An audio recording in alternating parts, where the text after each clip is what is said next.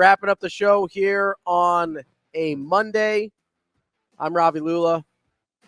We're on AM 590, ESPN Omaha, ESPN Tri-Cities, and KFOR in Lincoln. Hurrdat Sports Radio is brought to you by Dyer Law. If you have been hurt in a personal injury accident, you can count on the Dyer Law team to provide you with a helping hand when you need it. No matter what you're dealing with, call the Dyer Law team at 402-393-7529 or visit dyer.law to chat with trusted professionals about your personal injury claim. That's DYER.law. Joining us now is our friend Jacob Padilla of Hurrdat Sports. Jacob, how are you this morning? I'm doing well. Thanks for having me. I assume you're doing even better because of the way that Creighton performed yesterday against Nebraska. People forget you are a Creighton alum and you cover the Jays now again where you belong. How would you rate Creighton's performance yesterday? Because despite the final score, I didn't think that was more than like a B+ game from them. Am I crazy? Yeah, no, I was going to say B. I know Barry Sherman wasn't happy with his own performance because he wanted that 30-piece with a few of those rim outs in the second half. He was frustrated by that. But, yeah, I mean, they did a good job of settling in, and they kind of went on the typical run that we've seen in every game but one this year to end that first half. And then in the second half, their defense stepped up and kind of took over when the offense started slowing down. So it wasn't necessarily a complete performance, but because, I mean, you look at what their best players, like the guard court, the starting guards, did not shoot great overall between the three of them. But the role players were efficient with their opportunities, and Nebraska shot under 35% from the field. Jacob, I'm glad you brought up the defense for Creighton because I know that's something that people have looked at this year and said, hey, maybe that's a place they take a step back. And I kind of get what they're saying there. But Nebraska had been pretty good offensively, and especially what Creighton was able to do to them in the second half. Like, that has to be pretty impressive, right? Yeah, I mean, Nebraska was a top 25 offense coming into this. Yeah. And this performance vaulted Creighton up to 10th in adjusted defensive efficiency on KenPom. I think they were around like 21st, 22nd, somewhere in that range. They were in top 25, but like that's like a solid 10-spot jump, something like that, from one game, which kind of shows the respect that the numbers at least had for what Nebraska had done offensively so far this season. And K-State Tominaga had a good first half, but outside of that, they really kept everybody else in check. Nobody else played well offensively. And Tominaga slowed down in the second half. They kind of got they got him under control. So really impressive performance. The 2 for 22 from three certainly helped. Sure.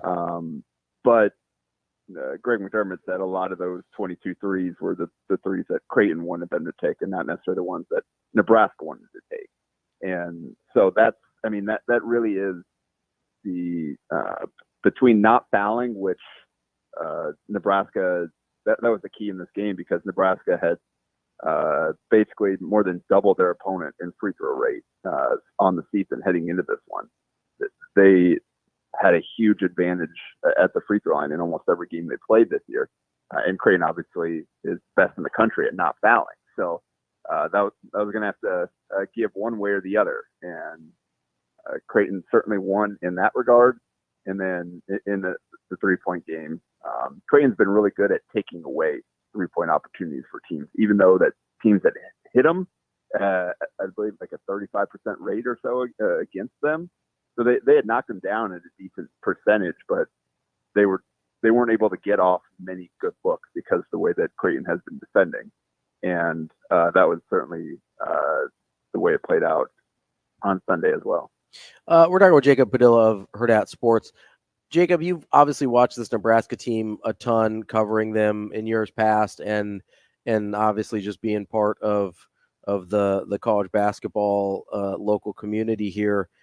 How would you build a team and an offense around Keisei Tominaga being your best offensive player? Because I think it's maybe more of a unique challenge than people realize. And that was the problem. Honestly, the way they did at the end of last year looked pretty good, and it's through playing like through the high post with the big man, like we saw with Derek Walker last year, because he's not necessarily a great on the ball player. Although, I mean, you look at what he did against Creighton, like he only hit 1 3. Yeah, a lot of it was kind of off the bounds in that pick and roll game against that drop. He's actually improved significantly in that, and I think that's probably some of the 3x3, the international experience coming in there as he's continued to work on his game and get chances to expand it. But he's not necessarily a lead guard that's going to run a bunch of pick and rolls and go create his shot consistently. He's a really good off the ball cutter, though. Obviously, he's good coming off screens, coming off handoffs. So I think the key is you just run a lot of actions involving him, get him a lot of different chances to get different looks at, because he can score in a lot of different ways. But for that, you need someone that can really attract the defense's attention and initiate. And that's where they really struggled against Creighton, is nobody else played well. That Creighton game was kind of like Creighton's Colorado State game, and that is like, well, really nothing we try is working right now. Nobody's got it. And the defense that Creighton played, shutting down Rink Mass, Bryce Williams in particular, those two had played really well recently. And Juwan Gary, for the first time all season, he failed to get to double digits and wasn't really a factor on the glass at all, only played 24 minutes. So they've been a really balanced offense to this point, where it wasn't, all right, Keisei, go be our guy. And it kind of had to be that on Sunday because of the way that Creighton defended them. Jacob, I think yesterday showed some of the places where Nebraska misses a Derek Walker the most in not being able to take advantage as much of Ryan Kalkbrenner the way they did last year.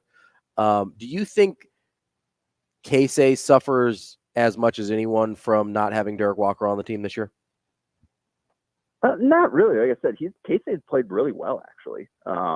And he was, about 15 a game on 50-40 shooting.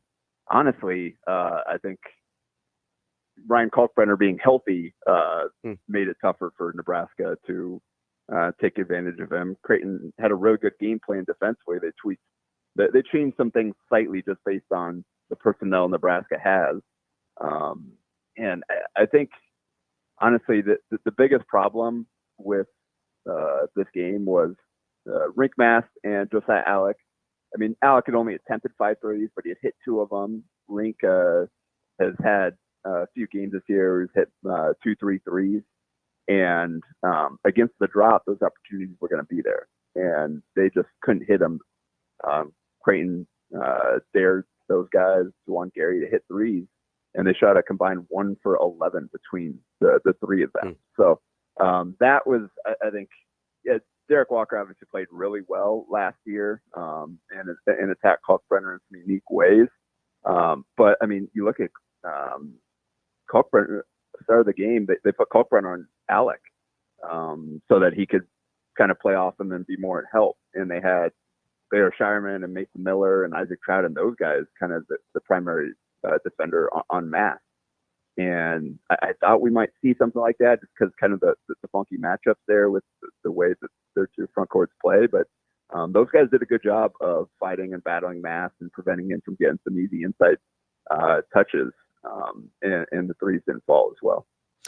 Jacob, real quick, got about a minute left here. Want to switch gears to volleyball. Nebraska and Creighton both advancing to the Sweet 16.